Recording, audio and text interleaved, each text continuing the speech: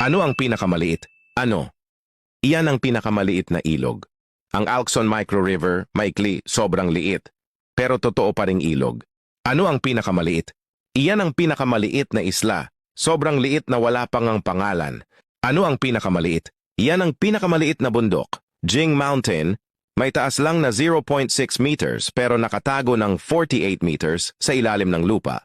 Ano ang pinakamaliit? Iyan ang pinakamaliit na talon. Xinjiang's Drop Falls, isang kisap mata lang, tapos na.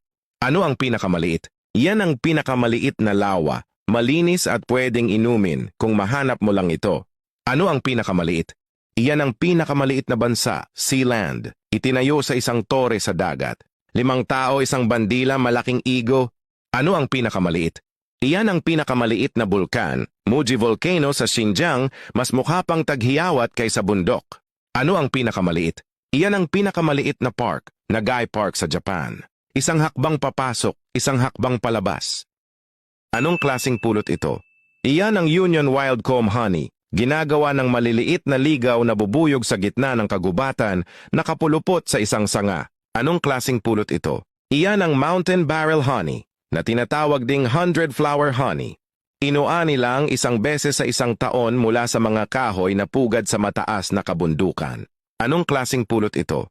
Iyan ang Black Mitwent Honey, kulay itim na parang langis, dahil ang mga bubuyog ay kumukuha ng nektar mula sa madilim na lilang bulaklak. Mukha mang langis, pero napakasarap. 90% ng tao hindi pa nakatikim nito. Anong klasing pulot ito? Iyan ang Wild Cliff Honey na ginagawa ng Black Mountain Bees sa matatarik na pader ng bato. Bukas lang ang pugad kaya dalisay ang pulot pero delikado ang pag-ani nito. Anong klasing pulot ito? Iyan ang Giant Shrub Bee Honey gawa sa mga ligaw na bulaklak at palumpong, malapot, mayaman at sobrang bihira. Anong klasing pulot ito? Iyan ang Acacia Honey. Klaro na parang tubig kapag bago pero malapot tulad ng syrup. Kapag tumanda, ito ang isa sa pinakatanyag na pulot sa China. Matamis, magaan at alamat na sa lasa. Ang Soft Foot Pro ay isang espesyal na prosthetic foot na gawa sa Italy. Gumagana ito ng walang motors o sensors. Mayroon itong flexible na tendons at joints na tumutulong para makabend, manatiling stable, at makasuporta ng hanggang 100 kilograms. Sobrang talino talaga ng mga Hapon, guys. Kaya nilang gawing malaking pagkakitaan ang isang simpleng bagay. Gumagamit sila ng manipis na mga hiwa ng kawayan para gumawa ng mga kahangahangang bagay. Una, gumagamit sila ng metal na frame, tapos pinapalibutan nila ito ng kawayan sa isang maayos at magandang paraan. Kahit ano ang gawin nila, ang resulta ay napakaganda. Nilalagay nila ang mga likhang ito sa magagandang lugar na dinarayo ng mga turista.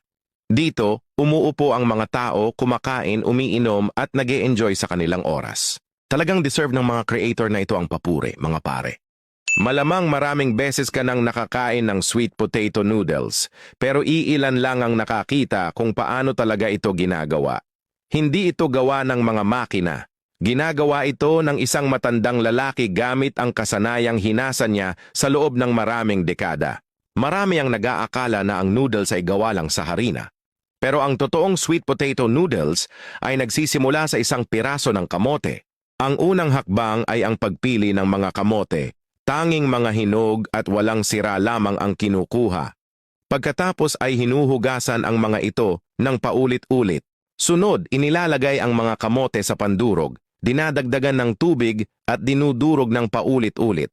Mas pino, mas mabuti dahil mas maliliit na piraso ang mas maraming starch na nailalabas. Ang hinalong kamote ay iniiwan upang magpahinga. Hindi pwedeng madaliin ang prosesong ito.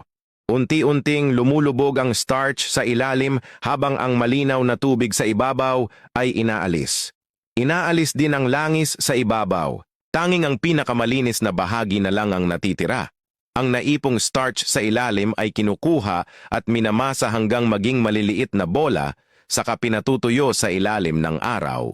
Pagkatapos patuyuin, ang mga bolang starch ay patuloy pa ring naglalabas ng kaunting moisture. Normal lamang ito. Ang huling hakbang ang pinakamahirap. Ang starch ay hinihila upang maging maninipis na hibla. Kailangang steady ang mga kamay at pantay ang puwersa dahil kahit isang hibla lang ang maputol, masisira ang buong proseso. Ang kinakain mo ay higit pa sa noodles. Isa itong sining at kasanayan na unti-unti nang nawawala. Nakita mo na ba kung paano ginagawa ang noodles sa ganitong paraan? Magkasama ang mga manggagawa sa pagtutulak ng mga bag ng buhangin papasok sa tubig na nagiging sanhi ng hindi pantay na bigat sa magkabilang gilid ng bangka, kaya ito'y umaalog ng malakas. Dahil sa inertia, ang natitirang mga bag ng buhangin ay dahan-dahang nahuhulog sa ilog isa-isa. Ngunit ang operasyon na ito ay may malinaw na layunin, ang pagpapalakas ng pampang ng ilog.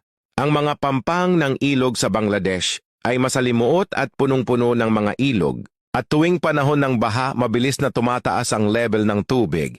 Ang malakas na agos ng ilog ay nagdudulot ng matinding presyon sa pampang na nagpapataas ng panganib ng pagguho at pagkalbo. Upang maprotektahan ang mga pampang, maraming bag ng buhangin ang inilalagay ng maaga sa ilalim ng ilog, lalo na sa mga lugar na pinakamadaling lamunin ng agos. Sa pamamagitan ng pag-iipon ng mga bag ng buhangin na ito, nababawasan ang lakas ng tubig na tumutulong sa pagpapatatag ng pampang at pagpigil na masira ito.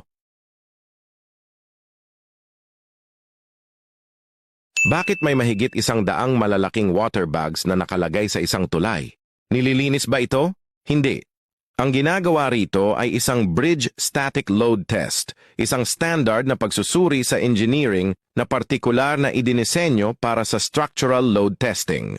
Kapag ang mga water bag ay pantay-pantay na inilagay sa ibabaw ng tulay, hindi talaga iniintindi ng mga engineer kung babagsak ba ang tulay. Ang mas mahalaga sa kanila ay kung ilang bahagi ng 1 pulgada ang inilulubog o binababa ng tulay, deflection, kapag nasa ilalim ito ng buong bigat. Mas kritikal pa rito ang tanong na, pagkatapos alisin ang bigat, bumabalik ba ang tulay sa orihinal nitong taas?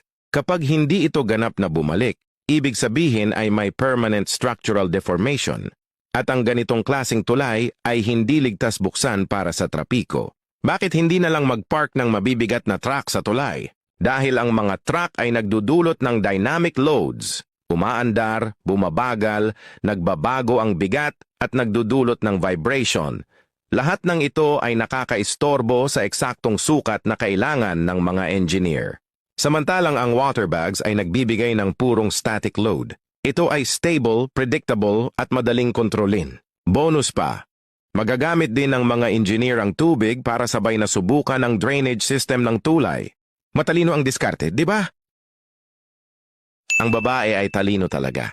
Nangolekta siya ng green sludge, inilagay ito sa isang metal na balde at dinala sa workbench. Ibinalik niya ang sludge sa isang glass jar, nilagyan ng tubig, idinagdag ang hydrogen peroxide at hinalo. Ang halo ay bumula, umapaw at ganap na nalinis. Ang mga hibla, hinila niya ang bawat strand at inilagay sa isang wooden machine na may roller na puno ng mga karayom, pinaikot ang crank at na-brush ang mga hibla. Pagkatapos kinuha niya ang isang bundle, ginupit gamit ang gunting at inilagay sa isang metal base. Ginupit ang dulo sa gitna gamit ang razor at ibinuhos ang glue gamit ang tweezers. Pinagsama-sama niya ang mga hibla, tinali ang bawat isa gamit ang wire at isinabit sa linya para matuyo. Pagkatuyo, tinanggal niya ito at pinainit ang mga dulo gamit ang blowtorch. Pagkatapos ay inilagay sa pulang wax. Nagdrill siya ng butas sa wooden handle, naglagay ng hot glue sa tip at isinaksak ang mga hibla. Ginawa niyang brush ang object, inilagay sa lalagyan ng red gelatin at hinubog ang tip. Pinataper, sinigurado ang handle sa drill at binalot ng red thread ang buong bagay. Sa tingin mo, karapat-dapat ba ito ng like? Anong score mo bibigay dito?